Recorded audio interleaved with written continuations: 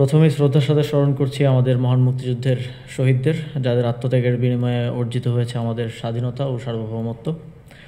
একই সঙ্গে শ্রদ্ধাভরে স্মরণ করছি 2024 সালের জুলাই গণঅভ্যুত্থানের মহান শহীদ ও আহত বীরদের, যাদের ত্যাগ ও আদর্শ আমাদের নতুন বাংলাদেশ গড়ার পথে অনুপ্রেরণা হয়ে আছে।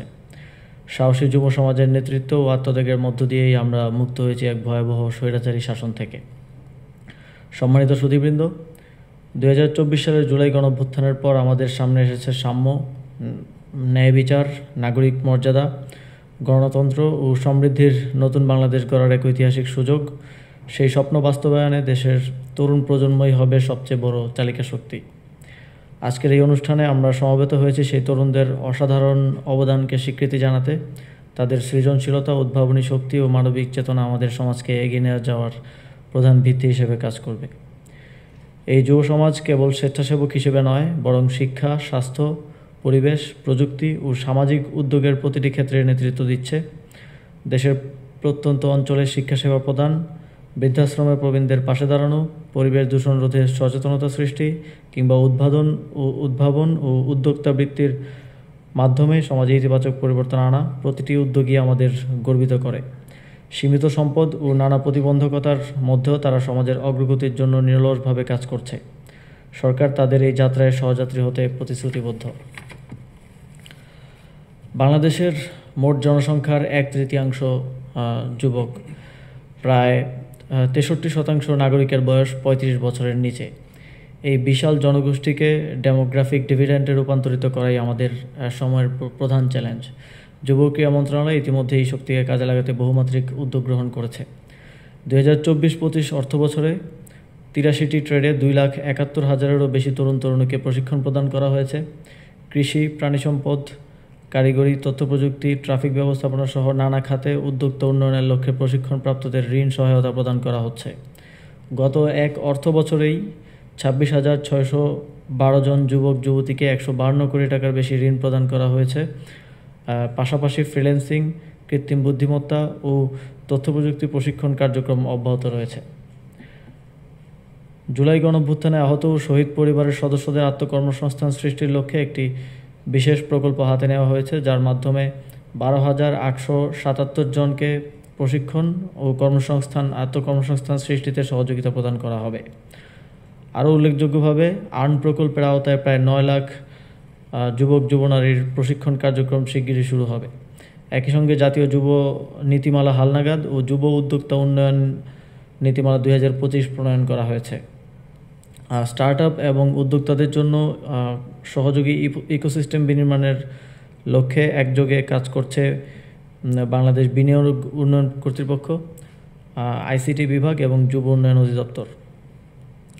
সম্মানিত অতিথিবৃন্দ, ক্রীড়া ও অবকাঠামো উন্নয়নকে আমরা জাতীয় অগ্রাধিকার হিসেবে বিবেচনা করছি। গত এক বছরে যুব ক্রীড়া মন্ত্রণালয় এই খাতে যুগান্তকারী পদক্ষেপ গ্রহণ করেছে। সংযুক্ত আরব আমিরাতের অর্থায়নে দেশের 8টি বিভাগে 8টি অত্যাধুনিক স্পোর্টস হাব প্রতিষ্ঠার কার্যক্রম ইতিমধ্যেই অগ্রসরমান। পাশাপাশি চীনের সহযোগিতায় একটি আধুনিক স্পোর্টস ভিলেজ স্থাপনের জন্য আলোচনা চলমান রয়েছে। এছাড়া কক্সবাজারে দেশের প্রথম স্পোর্টস ইনস্টিটিউট প্রতিষ্ঠার কাজও শুরু হয়েছে, যা আমাদের ক্রীড়া শিক্ষাকে এক নতুন মাত্রায় উন্নীত করবে বলে আমরা আশা করি। অগ্রাধিকার ভিত্তিতে জাতীয় ফুটবল স্টেডিয়াম সংস্কার কাজ সম্পন্ন করে তা বাংলাদেশ ফুটবল ফেডারেশনের কাছে হস্তান্তর করা হয়েছে। ক্রীড়ার বিকেন্দ্রীকরণের লক্ষ্যে নতুন 2টি বিভাগে বিপিএল আয়োজনের প্রয়োজনীয় অবকাঠামোগত সংস্কার সম্পন্ন করা হচ্ছে। শুধু কেন্দ্রীয় পর্যায়ে নয়, বরং বরিশাল, চাঁদপুর, শরীয়তপুর ও নড়াইল সহ বিভিন্ন জেলার একাধিক স্টেডিয়াম উন্নয়ন ও নতুন অবকাঠামো নির্মাণ চলছে। সারা দেশে ইতিমধ্যেই 150টি উপজেলা মিনি স্টেডিয়ামের কাজ সম্পন্ন এবং আরও 201টি উপজেলা মিনি স্টেডিয়াম নির্মাণের প্রকল্প চূড়ান্ত করা হয়েছে। পাশাপাশি 100টি স্কুলে সিনথেটিক পিচ স্থাপনের উদ্যোগ গ্রহণ করা হয়েছে। এসব উদ্যোগের ধারাবাহিকতায় 2024-25 অর্থবছরে এডিপি বাস্তবায়নের হার দাঁড়িয়েছে 91.6%, যা আমাদের পরিকল্পনা বাস্তবায়নে দৃঢ় অঙ্গীকারের স্পষ্ট প্রতিফলন। অবকাঠামোগত উন্নয়নের পাশাপাশি ক্রীড়াঙ্গনে প্রশাসনিক সংস্কার, বিকেন্দ্রীকরণ ও স্বচ্ছতা নিশ্চিত করতে পুরনো কমিটি ভেঙে অ্যাডহক কমিটি গঠন করা হয়েছে। বিপিএলকে উত্তর ও দক্ষিণাঞ্চলের সম্প্রসারণের সিদ্ধান্ত গৃহীত হয়েছে। পাশাপাশি বেঙ্গালুরু সিএসআর তহবিল থেকে ক্রীড়াক্ষেত্রে অর্থায়ন বৃদ্ধির লক্ষ্যে বাংলাদেশ ব্যাংকের সাথে আলোচনা চলছে। উল্লেখযোগ্যভাবে ই স্পোর্টসকে আনুষ্ঠানিকভাবে ক্রীড়া হিসেবে স্বীকৃতি দেওয়া হয়েছে। সম্মানিত সুধীবৃন্দ, তারুণ্যের শক্তিকে উদযাপন করতে মাননীয় প্রধান উপদেষ্টার নির্দেশনায় গত বছর থেকে সারা দেশে আয়োজন করা হচ্ছে তারুণ্যের উৎসব। প্রাথমিক ধাপে 47,000-এরও বেশি ইভেন্টে অংশ নিয়েছেন প্রায় 2,66,00,000 শিশু, কিশোর এবং তরুণ, যার মধ্যে নারীর অংশগ্রহণ ছিল 1 কোটিরও বেশি। সারা দেশে ব্যাপক সাড়া পেয়ে উৎসবের মেয়াদ 2025 সালের ডিসেম্বর পর্যন্ত বৃদ্ধি করা হয়েছে। সামাজিক সুরক্ষা ও দারিদ্র্য বিমোচনের লক্ষ্যেও মন্ত্রণালয় বিভিন্ন কার্যক্রম পরিচালনা করছে যুব ক্রীড়া মন্ত্রণালয়। সমন্বিত সম্পদ ব্যবস্থাপনা প্রকল্পের আওতায় 6,003টি বায়োগ্যাস প্ল্যান্ট স্থাপন করা হয়েছে। ক্রীড়াবিদদের জন্য বার্ষিক ভাতা বৃদ্ধি করার উদ্যোগ নেওয়া হয়েছে এবং সারা দেশে 14 কোটি টাকার বেশি ক্রীড়া সামগ্রী বিনামূল্যে বিতরণ করা হয়েছে। পরিশেষে আজকের পুরস্কারপ্রাপ্তদের আন্তরিক অভিনন্দন জানাচ্ছি। আপনাদের অবদান কেবল দেশ নয়, সমগ্র জাতির জন্য অনুপ্রেরণার উৎস হয়ে থাকবে। বিশেষ কৃতজ্ঞতা জ্ঞাপন করছি মাননীয় প্রধান উপদেষ্টার প্রতি আজকের এই অনুষ্ঠানে সদয় উপস্থিত থেকে অনুষ্ঠানকে আলোকিত করার জন্য। পাশাপাশি এই আয়োজনের সঙ্গে সম্পৃক্ত সকলের প্রতি কৃতজ্ঞতা জ্ঞাপন করছি। তরুণরাই এদেশের উন্নয়ন ও সমৃদ্ধির মূল চালিকা শক্তি।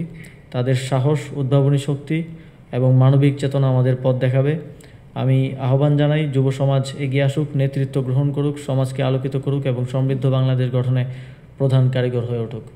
ধন্যবাদ সকলকে। আসসালামু আলাইকুম।